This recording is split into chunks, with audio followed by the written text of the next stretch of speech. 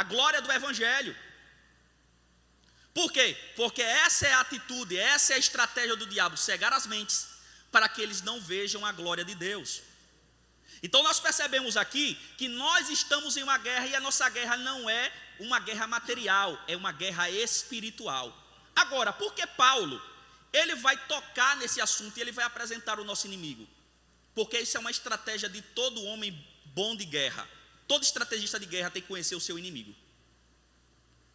Tanto na guerra, quanto, por exemplo, nas equipes de times, quando vão disputar com outros times, eles procuram entender quais são os pontos fracos e os pontos fortes do seu rival. E dentro da estratégia de guerra também é isso. Ele mostra quais são os pontos fracos e os pontos fortes do seu inimigo. Eu não sei se os irmãos já leram, mas tem um livro secular chamado A Arte da Guerra, de Sun Tzu. E ele chega a falar em um texto, até eu salvei aqui para dizer para os irmãos. Ele diz assim, olha, ele foi um general, estrategista de guerra da China, certo? E filósofo também, e ele escreveu esse livro com estratégia de guerra. E ele diz assim, olha, se você conhece o inimigo e conhece a si mesmo, não tema sem batalhas. Se você conhece o seu inimigo e você conhece a si mesmo, não tema sem batalha. Ele está dizendo assim, ó, se você conhece o seu inimigo e conhece a você, você vai vencer todas as batalhas. Porque você vai saber o ponto fraco e o ponto forte dele, vai saber os seus pontos fortes e os seus pontos fracos, e você vai tratar os seus pontos fracos. Só que ele continua dizendo, se você não conhece ao seu inimigo e conhece a si mesmo, a cada batalha que você ganhar, uma você vai perder. Porque você conhece a si mesmo, mas não conhece o seu inimigo. Agora, se você não conhece nem o seu inimigo, nem a si mesmo, você perderá todas as suas batalhas. Porque você não vai saber como guerrear. É por isso que Paulo ele vai mostrar aqui que o nosso inimigo não é carnal, é espiritual. São forças espirituais da maldade nas regiões celestiais.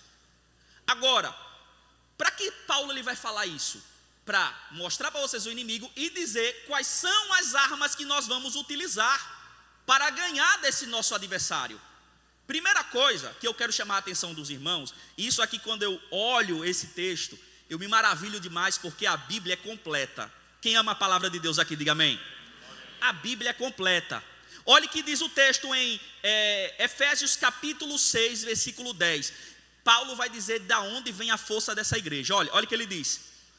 Nos demais irmãos meus, fortalecei-vos no Senhor e na força do seu poder. A força da igreja vem de Deus, vem do Senhor. Com isso eu quero dizer para os irmãos que a força da igreja não vem dos poderes políticos. Não vem. Quem confia em poder político para o avanço da igreja, está errado. A igreja também não avança pelo poder eclesiástico, porque eu não sou crente porque sou presbítero, eu sou presbítero porque sou crente. Então o poder eclesiástico não vence Satanás. O poder que vence Satanás é o poder de Deus. Foi-me dado todo o poder nos céus e na terra. É Ele que tem poder. Você não serve a um Deus qualquer não.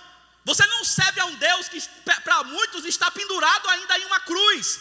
Você serve a um Deus que está vivo, que está à direita do Pai e que tem todo o poder nos céus e na terra. E que quando Ele voltar, todo joelho prostrará e confessará que Ele é Senhor.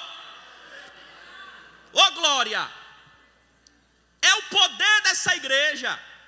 Irmãos, essa igreja está viva porque é o poder de Deus que nos sustenta. E eu sempre falo isso quando eu estou ministrando a palavra. Apocalipse, quando João ele vai ver, ele tem a visão, ele é levado até o terceiro céu. E lá ele tem visões maravilhosas, irmão Isaac.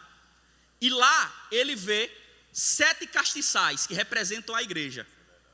E no meio dos 7 castiçais, cabelos brancos como a lã branca, olhos como chama de fogo, pés de latão que sai da fornalha, um cinturão de ouro.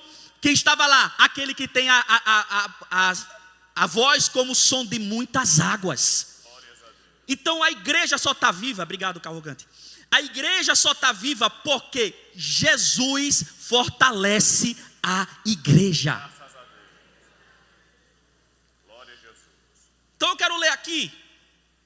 Eu quero que Jailson, ele leia aqui o primeiro tópico, para a gente não perder aqui o ritmo, né?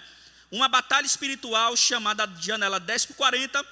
Ele vai ler aqui o primeiro subtópico e o segundo subtópico. Uma verdadeira batalha espiritual. O texto da leitura bíblica em classe, de Efésios, nos mostra que estamos participando de uma verdadeira batalha espiritual. Os membros do corpo de Cristo, de modo geral, estão guerreando uma guerra espiritual contra Satanás. Por isso, estamos sujeitos aos ataques do inimigo por meio de ciladas e artimanhas cruéis. Nessa perspectiva, é muito importante levarmos em conta que a obra missionária é um grande campo de batalha e enfrentamento espiritual que deve ser guerreado com toda a reverência, zelo e temor.